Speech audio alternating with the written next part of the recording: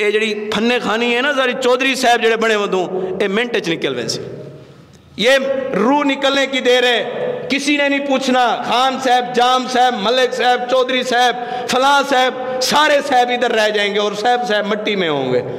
یہی زندگی ہے، اور ہم اللہ کے دروازے پہ ہی نہیں آتے، آنکھیں ہی پکیزہ نہیں ہیں۔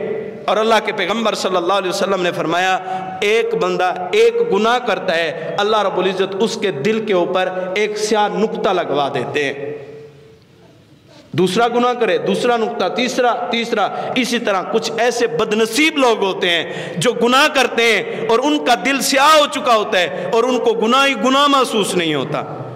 والا پوچھتے ہیں قاری صاحب فلانا ڈرامہ دیکھ سکتوں، ارتگول دیکھ سکتوں، کیا ڈرامہ دین کے اندر ڈرامے کی اجازت لی جا رہی ہے اور سوال کیا جا رہا ہے یہ مسلمان ہیں، ایسے لوگوں کو ڈوب مرنا چاہیے۔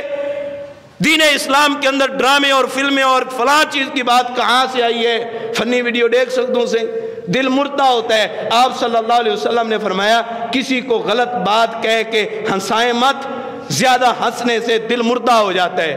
جتھا مانن اتا کہہ کے لگ دے پہن، ٹھاکے اندے پہن، دنیا کی زمینداری کی باتیں ہیں، سب چیزیں کی باتیں ہیں، لیکن اللہ کے دین کی بات نہیں ہے۔ کہاں پہ کھڑے ہیں آپ؟ کس مقام پہ؟